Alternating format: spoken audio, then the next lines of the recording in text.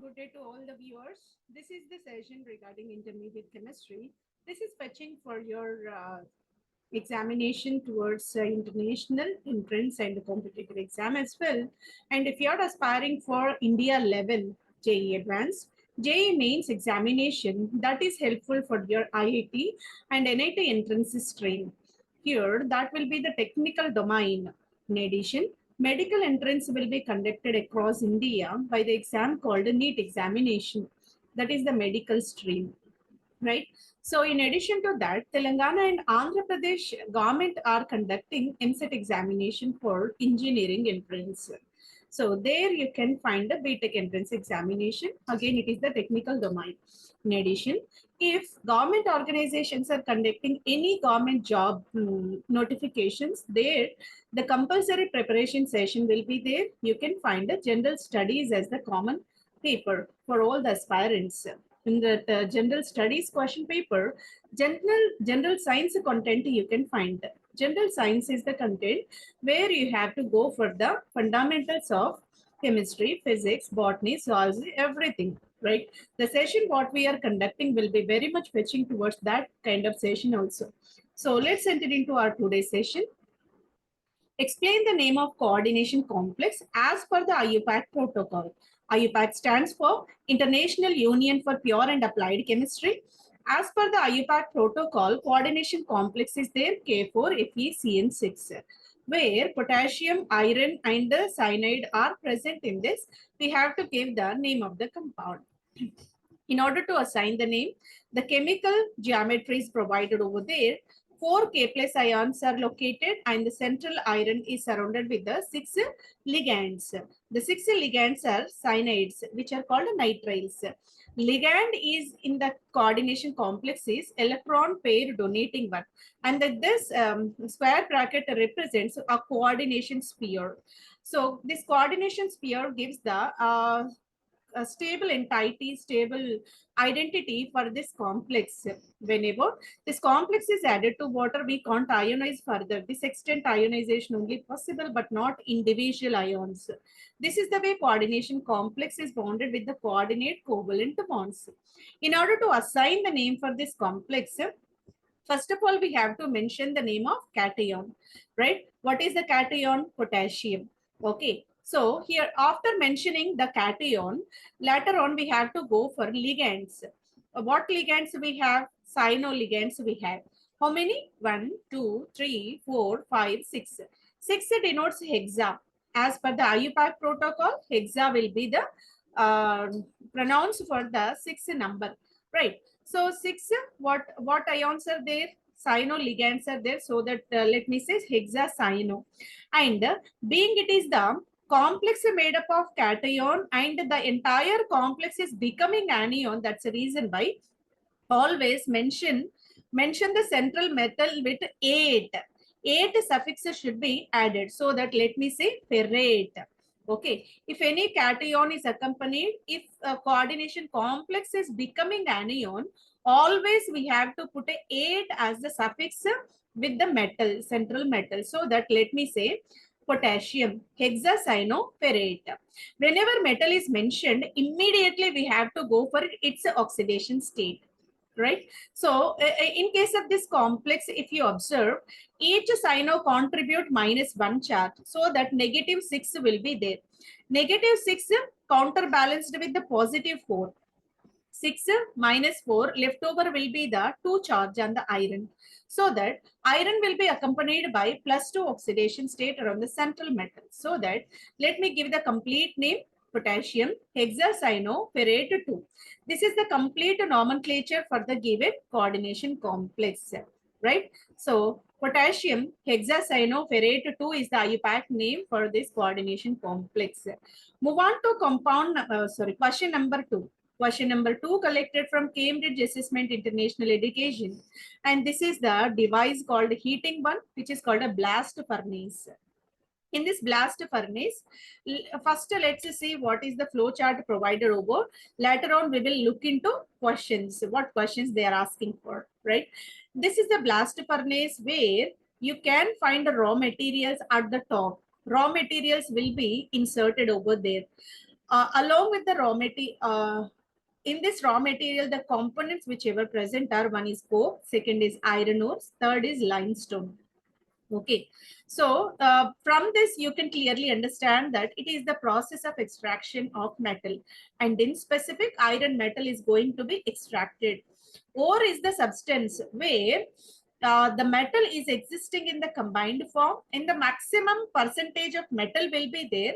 Economically, you can obtain the metal in the higher yield percentage, that is said to be a ore, right?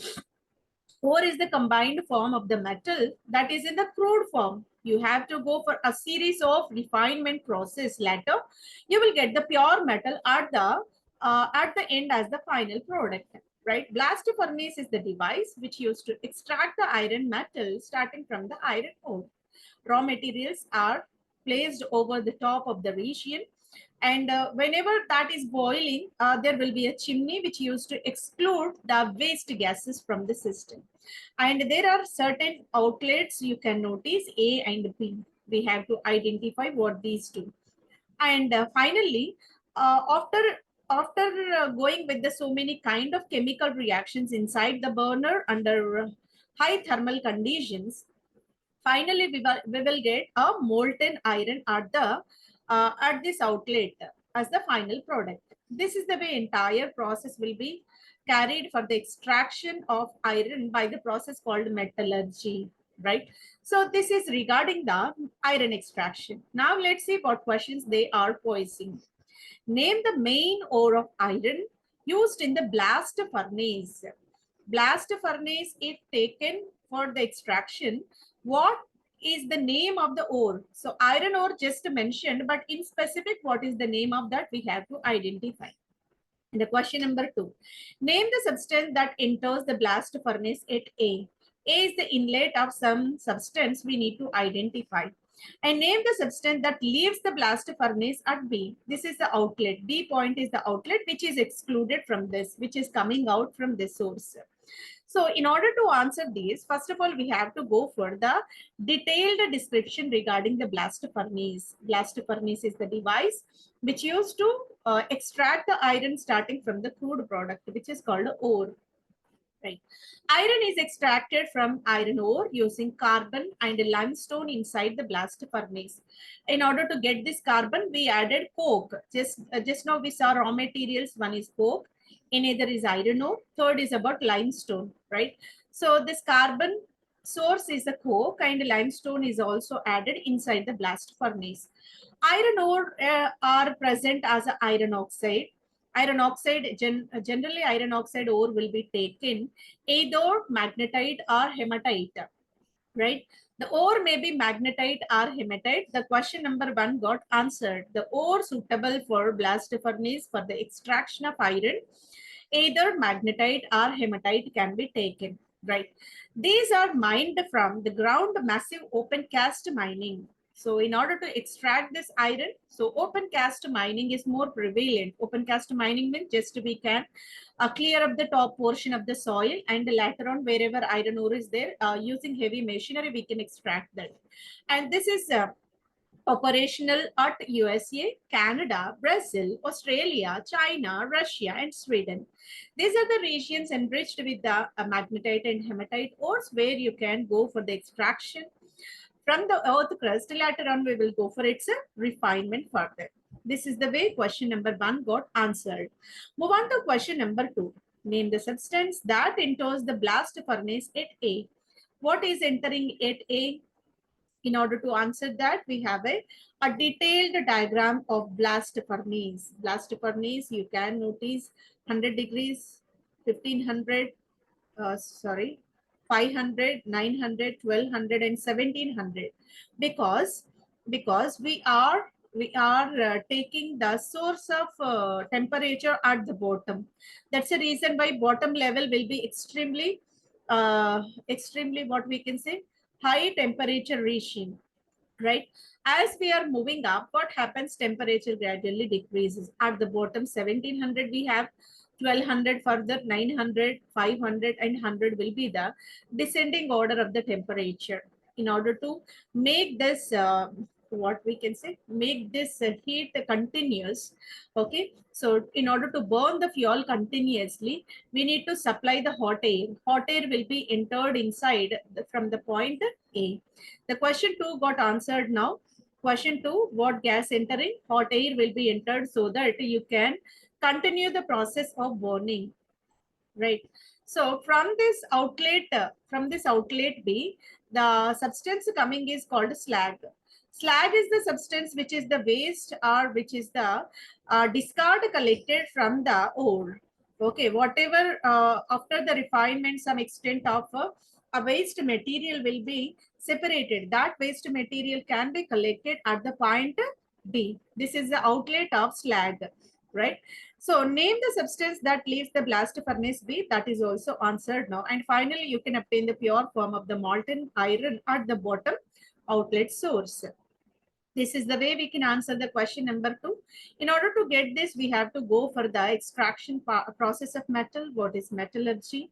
What are the relevant ores? So many metals. There will be a table of contents where you can find the metal and its important ore and what method you have to go for. So if you make such a table, it will be obvious to recollect immediately. So what metal, what ore, and what process you are adopting in order to extract in the pure form, right? So this is the way we can go for the clear analysis, clear preparation. Move on to question number 3. Question number 3 is collected from JEE Advanced 2018 question paper, paper 1 question it is. Okay. Aniline is the starting material. They only revealed the starting material here. Okay. The question collected from organic chemistry source. Aniline is the starting material mixed with acid. What acid they mixed? HNO3 and H2SO4. HNO3 H2SO4 mixture is called a nitration mixture. Nitric acid and sulfuric acid mixture is called a nitration mixture. And that will be heated at the temperature 288 Kelvin. 288 Kelvin temperature will be heated and give product P. P will be obtained. Okay. So this P and Q and R. So Q and R, the major product of the following reaction sequence is. They're asking purely for what will be the product at the end as the major product. Okay, so this to be answered. In order to get this one, first of all, we have to start with aniline and treat it with nitration mixture. What is nitration mixture? Nitric acid and sulfuric acid mixture is said to be nitration mixture and heated at 288 Kelvin temperature, and we are getting P. Q and R. Q and R are the major products. Okay. So Q and R are the major products. We have to go for the continuous process. So whenever we are taking aniline and nitration mixture gives rise to the product NO2. So why we are getting orthonitro-aniline without any para product? Because whenever aniline is treated with nitration mixture, there is a provision, there is a feasibility to get a mixture of orthonitro-aniline and para-nitro-aniline. But aniline specifically gives orthonitro-aniline as the product. Only one product is obtained without getting para product. Can anyone answer about this one? If you know the answer, you can put on the comment box. Okay, here. So the nitro functional group is having electronegative oxygen and this amino group is having hydrogen atoms. Whenever hydrogens and oxygens are in the closure vicinity, there is a provision to form a bond called hydrogen bonding. Within the molecule it is formed, hence we can say intramolecular hydrogen bonding. This is called a intramolecular hydrogen bonding in between first and second position. Whenever this kind of orthonitro-aniline is proceeded with the reaction for these many. So 5 reagents are to be added. After these many reactions, the expected product will be S, that is said to be meta-bromo-nitrobenzene. Meta-bromo-nitrobenzene is the product after these many reactions. And again, you have to go for a series of reactions and we are expected to generate tetrabromobenzene. This is called a tetrabromobenzene. in order to get these many reactions, let's see a step-by-step process in order to achieve the final product. I'm taking starting material as a orthonitroaniline. Just now we said ortho is preferable because there is a hydrogen bonding among. So that ortho is preferable. This orthonitroaniline treated with acetic anhydride. Acetic anhydride is the reagent which proceeded for acylation. Acylation, how acylation carried? This acetyl group will be added on the nitrogen so that we will get N-acetyl orthonitro-N-acetyl nitrobenzene, which is called acetonylide. Orthonitro-acetonylide. Now, acetonylide is treated with bromine acetic acid. Acetic acid is a solvent here. Okay, bromine dissolved in glacier acetic acid. So that brominating agent, what is the nature of brominating agent? Gives rise to the bromonium ion. Bromine will be substituted on benzene. And again, we have a provision for ortho and para. Because NH nitrogen is having electron releasing nature, high electron density functional groups will direct the coming electrophile at ortho and para both.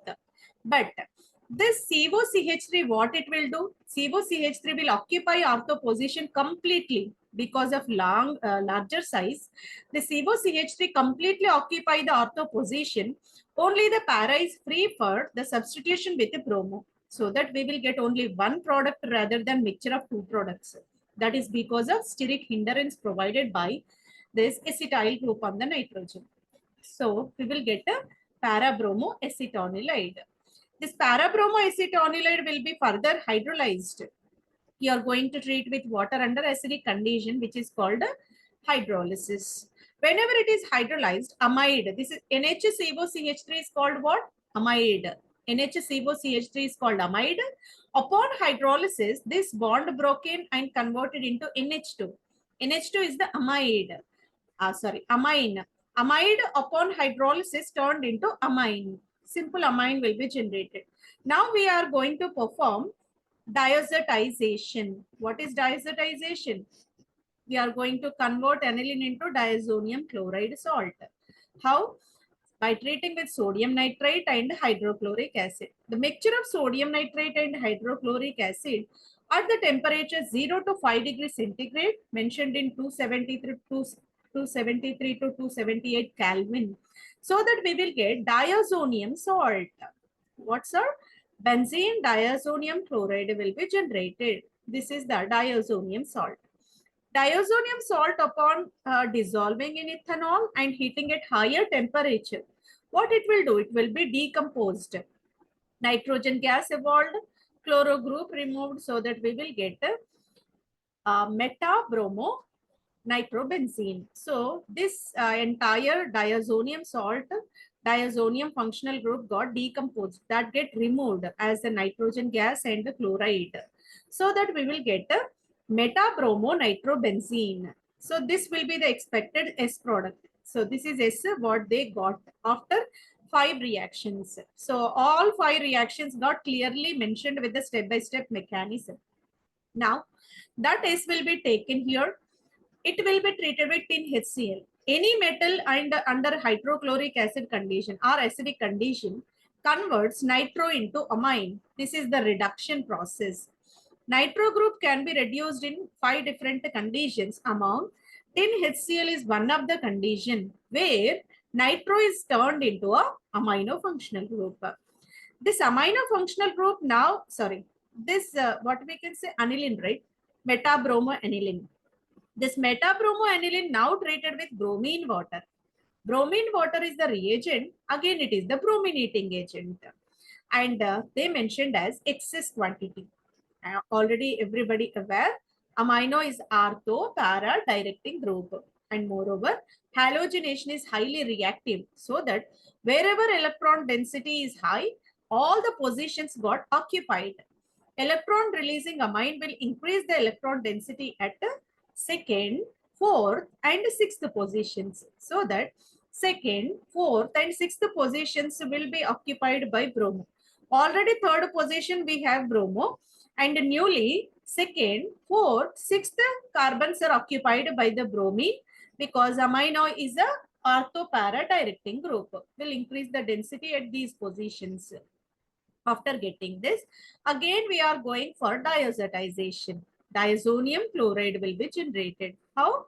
Sodium nitrite hydrochloric acid mixture will be treated with this amine at a lower temperature, and amine is turning into diazonium chloride. This diazonium chloride, when treated with H2PO2, H3PO2, sorry, H3PO2 when added, what happens? This diazonium salt completely disappeared, and we will get tetrabromobenzene. What position? 1, 3, 4, 5. 1, 2, 3, sorry. Where we can start? 1, 2, 4, 5. Tetrabromobenzene will be generated. So this tetrabromobenzene will be generated as the major product. Okay. So this is the way we can answer the question. This tetrabromobenzene will be formed. That is D. For question number 3, D will be the correct answer. In order to get this question, in order to answer this question, everybody should practice more number of reagents and what consequent product will be generated.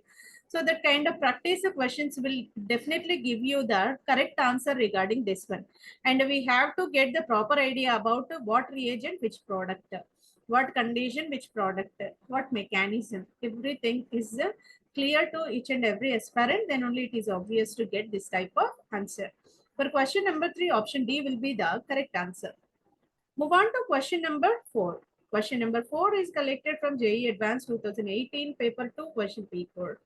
And it is purely related with the physical chemistry part, and moreover we can say thermodynamics. For the reaction A gives rise to P. The plots of A and P with the time at temperature T1 and T2 are provided. Time versus atmosphere per mole liter inverse. Time, pressure per mole liter inverse. This is for atmosphere. This is for pressure. Okay. So this will be the kind of two graphs you can observe. So here gradual decline in the temperature T1, temperature T2 noticed. Gradual increase in the temperature T1, temperature T2. After up to certain extent, later constant temperatures will be noticed. So two graphs are reciprocal with respect to each other. One is a negative slope and either is the positive slope. Okay. So if T2 is greater than T1, T2 temperature is greater than T1, correct statements are: assume that delta H, delta S are the independent of temperatures, and the ratio of ln K at T1 and ln K at T2 is greater than T2 by T1. Okay. So log of K, that constant, T1 temperature, T2 temperature. So ln K at T1 to ln K to T2 is greater than T2 by T1. H is called enthalpy, S is called entropy, G is called Gibbs free energy. These are the parameters provided, and K is called equilibrium constants respectively. What relation, from this graph, what relation you can notice? The correct answers are AC. Delta H is smaller than 0. Delta S is also smaller than 0. Delta H is nothing but enthalpy change is smaller than 0. That means it is negative. Delta S is also negative. Here, delta G is smaller than 0. Delta S is also smaller than 0. A is correct. C is also correct. Let's see the correct explanation for this one. As the temperature increases, concentration of the product also increases. Okay, as we are rising temperature, reaction will be proceeded very fastly, so that product will be generated in the maximum extent. So the reaction is said to be exothermic. Exothermic means what? Heat evolved during the reaction. So delta H will be less than 0. Delta H negative it will be. ln KT1 by ln KT2 is a greater than 1. The ratio, this is already given within the data. ln KT1 by ln KT2 is greater than 1. ln KT1 is greater than ln KT2. So KT1 is greater than KT2. So if you cancel out the log values, KT1 is greater than KT2. ln KT1 by ln KT2 is greater than T2 by T1. This is also provided within the data only. ln KT1 by ln KT2 is greater than T2 by T1. Then let's take this denominator towards left hand side so that T1 ln KT1 is greater than ln T2 ln KT2. So this is the relation we got. So same can be represented in a gaseous constant manner. Minus R T1 ln KT1 is less than minus R T2 ln KT2. So this relation can be represented by gas constant way as well. Both the sides, if you are applying minus R, what happens? Nothing will happen, no? So that negative R T1 ln KT1 less than negative R T2 ln KT2, right? So from this data, it is obvious that delta G T1 is smaller than delta G T2. So because this is the equation which exactly is equal to Gibbs free energy at the T1 temperature, Gibbs free energy at the T2 temperature. Okay. So this can be Gibbs free energy is equal to delta H minus T delta S, right? So that you can substitute the values, equation values should be inserted so that delta G T1 can be written as delta H minus T1 delta S is smaller than delta H minus T2 delta S. So Gibbs free energy is equal to delta H minus T delta S. Everybody know about this thermodynamic equation. Okay. So delta G T1 is smaller than delta G T2. Since temperature increases, delta G also increases. Whenever temperature increases, delta G increases. That is possible whenever delta S is less than 0. That is provided in delta G less than 0. Delta S is also less than 0. Delta H is less than 0. Already we know the reaction is exothermic. And delta is also less than 0. Just now we got it. For question number 4, option number A is correct. C is also correct. This is the way we can answer. This is related with the thermodynamics. Right. Aluminium reacts with dilute hydrochloric acid, liberates a gas A, and the aqueous alkali liberates the gas B, A, B respectively. So, aluminium sajala hydrochloric acid to చర్యనుంది వాయువు ఏను క్షార జలద్రావణంతో చర్యనుంది వాయు బీను ఇస్తుంది ఏ బీలు వరుసగా aluminium HCl తో it reacts with HCl and reacts with alkali as well. Why? Being it is a peculiar compound, we can say amphoteric in nature. Amphoteric means what? Any substance having natural tendency to react with acid, to react with base as well, that is said to be amphoteric. Hydrochloric acid reacted and base is also reacted. So that we can say it is amphoteric in nature, right? So whenever it is reacted with acid, liberates hydrogen gas. Whenever reacts with base, again hydrogen gas is evolved. For question number 5, answer 4 will be the correct answer. Let's see how can we answer this. At the normal temperature, the data collected from an academy source. At normal temperature, aluminium reacts with hydrochloric acid. Aluminium chloride will be generated and hydrogen gas is evolved. Metal dissolved in hydrochloric acid. Because final products do not react with each other, this reaction is irreversible. Reaction is said to be irreversible. It is provided here. Aluminium can be treated with hydrochloric acid. There is a formation of aluminium trichloride along with the liberation of hydrogen gas, and this is called oxidation reduction reaction. Oxidation reduction stands for one of the component oxidized, aluminium, and hydrochloric acid got produced, hydrogen gas evolved. This is the way. Hydrochloric acid with aluminium giving hydrogen gas. And at the same time, aluminium can be treated with any alkali. You may go with sodium hydroxide or else potassium hydroxide, so that the formation of sodium aluminium hydroxide is possible. This is called sodium aluminate, and another product is hydrogen. Acid reaction giving hydrogen, base reaction is also giving hydrogen gas, which is provided in the option number 4.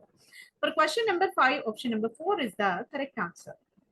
Move on to question number 6. Identify the incorrect statements about the oxidation state of group 14 metals. Group 14 elements. Group 14 elements are carbon, silicon, tin, lead. Carbon, silicon, germanium, tin, lead. These are the elements belongs to group 14. Group 14 మూలకాల ఆక్సీకరణ స్థితులకు సంబంధించి సరికాని వాక్యాన్ని గుర్తించండి. Carbon silicon mostly exhibit +4 oxidation state. Tin +2 oxidation state is a reducing agent. Lead +2 oxidation state is a reducing agent. The order of stability of +2 oxidation state follows the sequence. Lead is highest, next tin, next germanium, which is not correct. Incorrect to be identified. Lead +2 is a reducing agent is the wrong one. Let's see how can we explain this. Carbon and silicon +4 is possible, right? Carbon and silicon exhibit +4 oxidation state as the common one. And the remaining elements of this group, like a germanium, tin, lead, will show a dual one. One is +2 and other is +4. But carbon, silicon, no other option, only +4 will be there, right? This is because why germanium, tin, and lead are exhibiting multiple oxidation states, that is purely explained by inert pair effect. Inert pair effect is nothing but s electrons will not participate in a bond formation or reactivity, so that only 2 electrons available for chemical reactivity. Then you can find only +2. If all 4 valence electrons participated, you can get +4. +2 is for inert pair effect, +4 is for the entire valence electrons. Okay, let's see. Tin is reducing agent, but lead is not. Why? Because tin acts as a reducing agent because tin +4 is more stable. So by losing 2 electrons, tin +2 will be converted into tin +4. Whenever electrons are lost, itself it will be oxidized and it able to reduce another substance, so that reducing agent. What they are saying, tin is +2 oxidation state, reducing agent is the correct one only, because tin having natural tendency in +2 oxidation state to release 2 electrons, so that it is forming a more stable +4. But lead is having no such provision, because lead +4 is unfavorable for this one. And inert pair effect is shown over there. The prominent effect which is shown here is called inert pair effect. Lead +2 does not lose electrons easily and does not act as a reducing agent. That is because of inert pair effect. The inert pair effect is purely because of a shielding effect.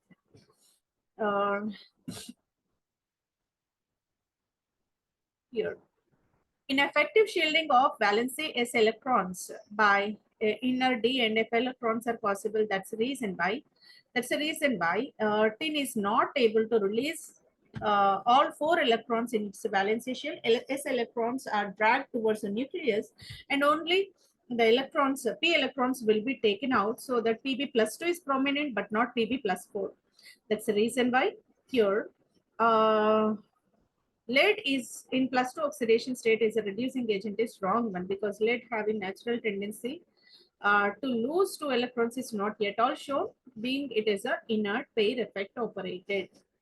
Okay, the order of stability of +2 oxidation state. High stability is for lead, high inert pair effect, and the next is about tin, next is about germanium. Larger the size, greater the inert pair effect. So that germanium, tin, lead increasing order will be shown. This is the correct one only. For question number 6, option number 3 is the incorrect statement. Incorrect statement. By this, we entirely completed the session where all the different domains included with the nomenclature for the coordination complexes and the physical chemistry thermodynamics part covered over there, and a series of reactions and reagent effect in organic chemistry reaction mechanism shown. And we gone through physical chemistry part, inorganic chemistry part, reaction mechanism part, and chemical structure. So many domains of the chemistry got covered over there, and authentic information is provided from the suitable websites. All authorized websites got covered, so that the session is really informative towards your preparation. I'm sincerely requesting to like the channel, comment which is important for your preparation, share with us parents, subscribe the channel to receive more updates, and thank you for your patient listening.